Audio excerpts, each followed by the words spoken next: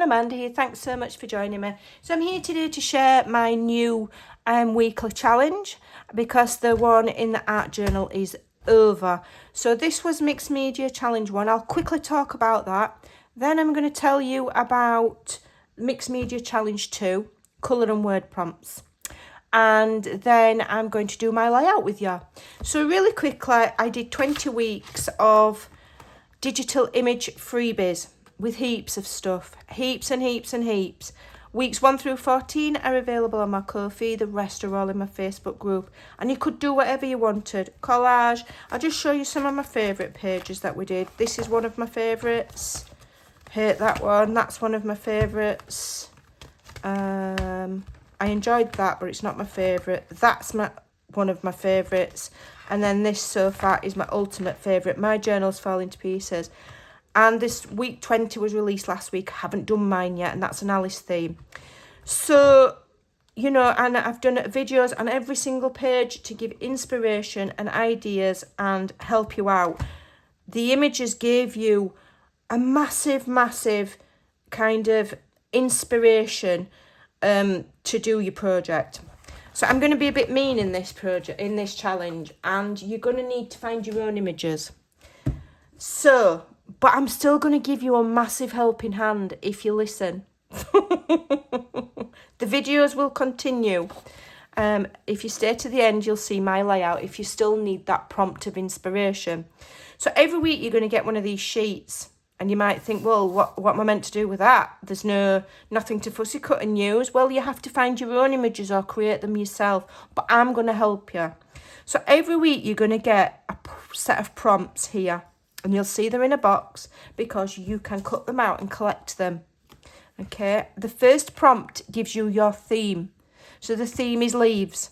Sometimes the photo on the colour palette will relate to the theme. Sometimes it won't. Depends if I can find them.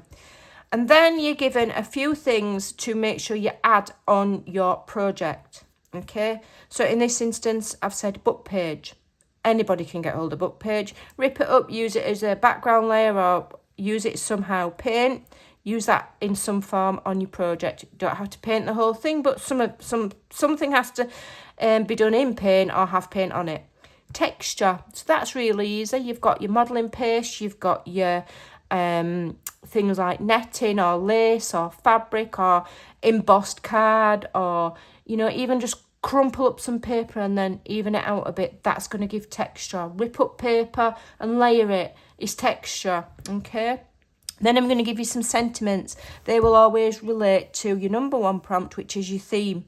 Be mindful, leaves reminders that everything changes. Okay, so it's a bit of a cheesy prompt because, you know, we're changing from doing a challenge with lots and lots and lots of help to less help.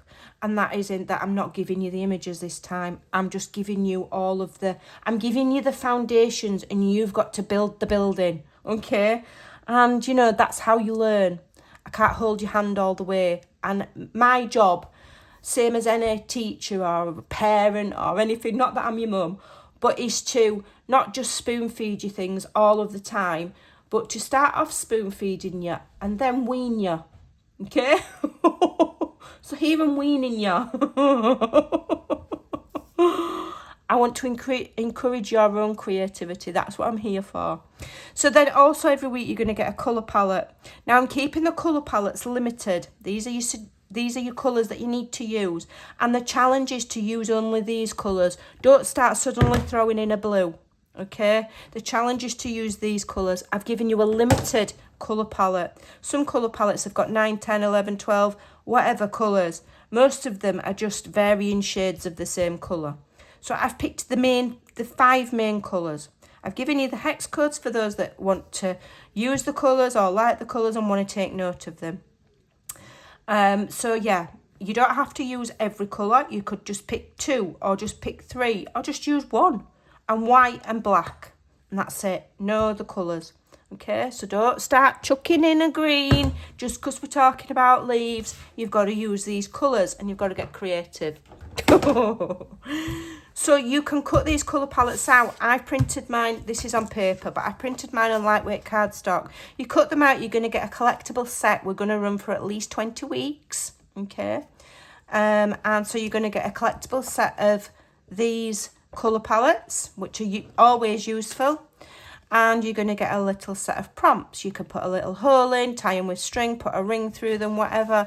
When I do other challenges, I've kept this template on my files, and whenever I do a challenge from now on, I will do a colour palette. Okay, so even after this one's done, whatever challenge I do next, I'll give you a colour palette. So they're going to be collectible.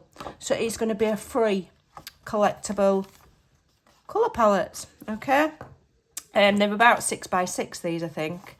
So they're a nice size, so you can see those clearly. You can look for your other colours, get inspiration. Okay, you could laminate them, you could I'll just leave them as they are. So you're getting some collectible sources to use over and over again. When the challenge is done, you've got your prompt cards. You can shuffle them, pick one out. You could put 2 together and use 2. You could use 3, okay? And they're there as a tool to help you for free forever. So I'm going to stop waffling. Is there anything else? Oh, what are we going to do? I'm going to make tags, okay? You could do tags, you could do playing cards, you could do index cards, you could do memory dex cards. I'm not setting that. If you want, you could even go back and continue in your art journal. I'm just not giving you the images. You have to either draw them or find them yourself, okay? Yeah, so you could do that. Or just do mixed media art with mark making and stenciling. You don't have to have a focal point, a digital image. What I will say is whatever you choose, whether you choose tags or playing cards or index cards, do the same thing throughout the challenge, because then at the end you can collect them together and it's a collection of all the same things and you'll know what it's for. And then you can either bind them or box them, or I'll probably might even make some sort of little journal to put mine in. Okay, so that's what I would say, is keep them consistent on what you do it on, if you know what I mean. If it's a tag on week 1, do tags right to the end of the challenge, is what I'm trying to get my words out to say. Right, I'm going to stop waffling because I'm stuttering over my own teeth. I'm going to get all of my art supplies out and I'm going to get creating. Okay, so I sped the process up. So the first thing I've done is had a look at my watercolours and mixed up some colours that are close. I urge you to swatch all your watercolours so you know exactly what they do, and have a look, see if you've got any acrylic paint, see what you've got. I found some quite close matches and added some to a palette with some water. So I've got all of my colours ready and I'm going to make some of these painty leaves. I've made them before and they turn out awesome. It's very much a trust the process kind of a thing, okay? They're going to look really rubbish when you do them, but once they're done, doodled and cut out, they're going to look amazing. So I'm using mixed media paper. It's kind of like watercolour paper, but not quite. And all you literally need to do is draw an oval shape. This one I've done it in 2 halves. So I've done it like a segment of an orange and then a second segment of an orange in 2 different colours. Doesn't matter if the shapes aren't perfect. It absolutely doesn't matter. In fact, probably the messier the better. And there's different ways of doing it. You can just do it in an oval shape, or you can use your brushes and then brush upwards to a point, starting from the bottom and go up. But I'm showing you the most simplest way of doing it. And once your paper's wet, you can drop in extra colours. Okay, just have a play and have fun with the playing without thinking about what they're going to look like at the end. Okay, and you've got to wait for them to all dry. Fill your page with them, and here I'm showing you that you can also do them with acrylic paint if you don't have watercolours. So you're just drawing an oval that's a bit pointy at the top and bottom, okay, and then a stem, and use a thinner brush for your stem.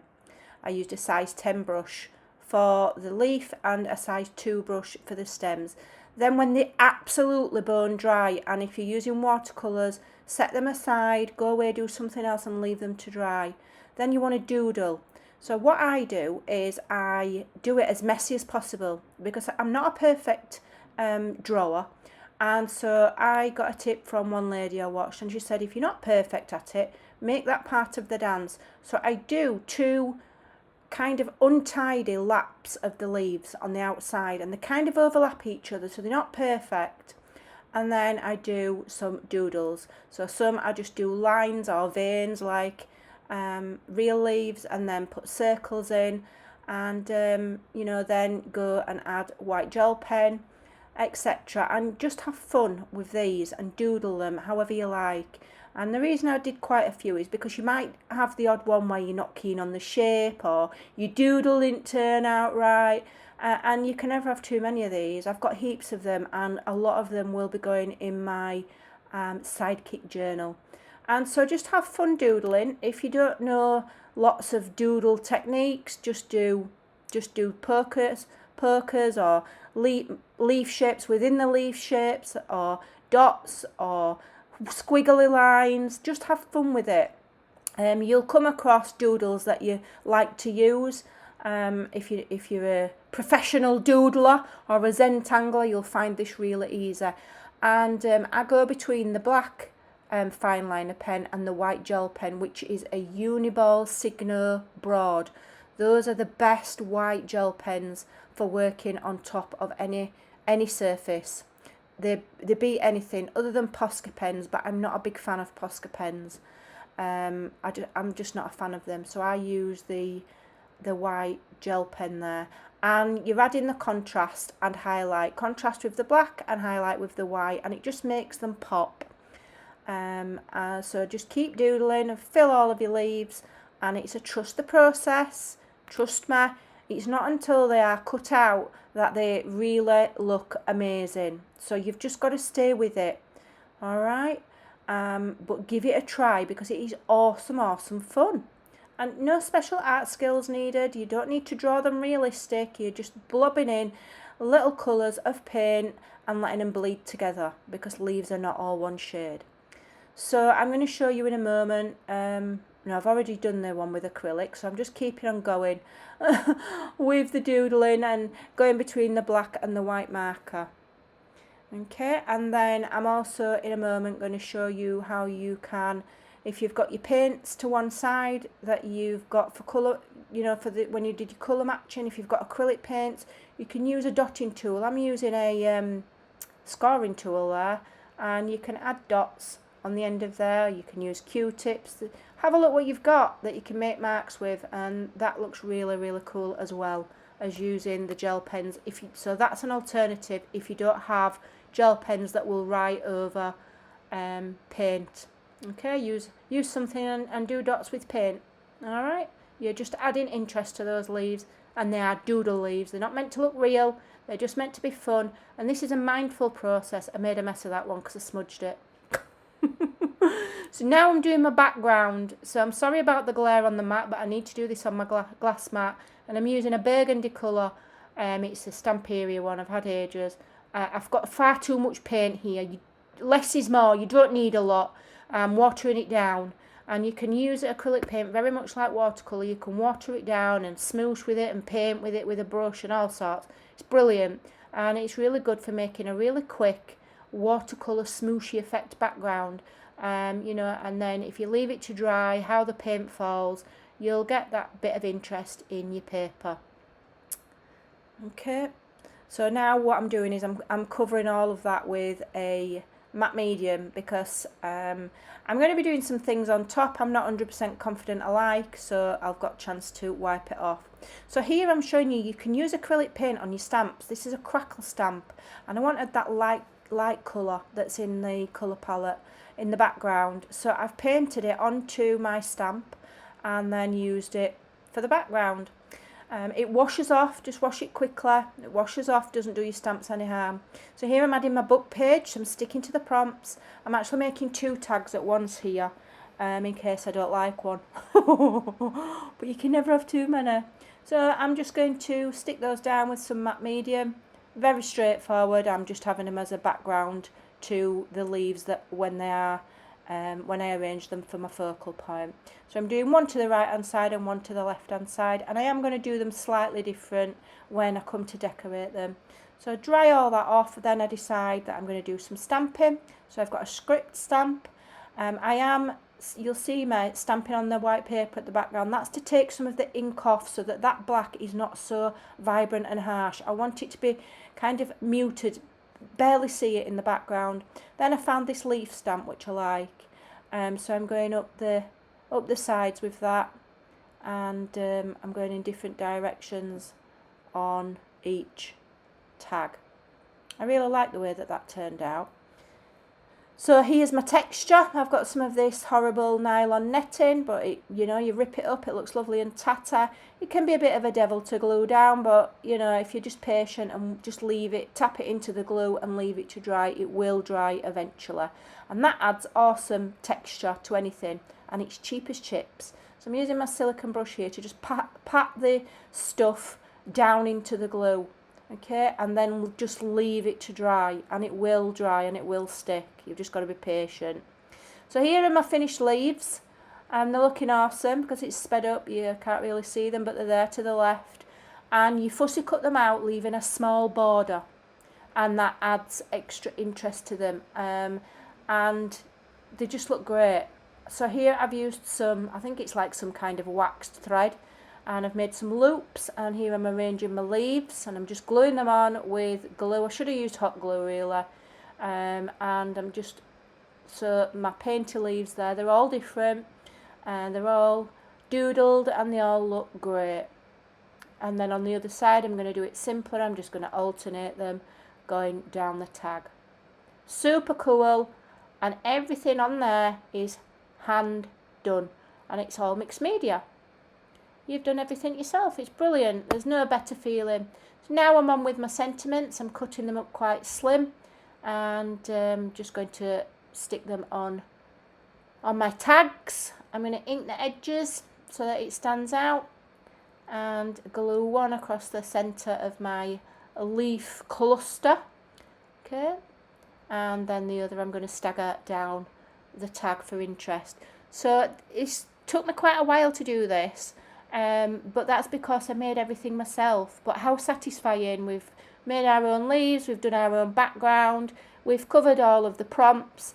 The colour matching's not too bad, it doesn't have to be perfect, and I've had a lot of fun in the process. And these leaves are a great thing to add to your repertoire, because you can add them to anything, and I love handmade embellishments.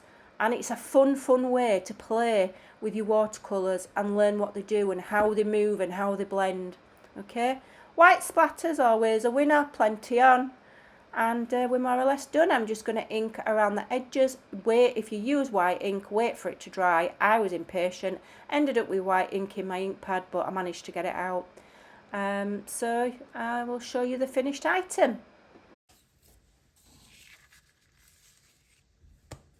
Okay, so there we go. I just need to wait for these elements here to dry, and if they don't dry, I'm going to hot glue them. It's because they stacked one on top of the other. So we've come out with some fabulous mixed media tags following the prompt, and I've kind of followed the colour palette. It's mostly this and this, I think.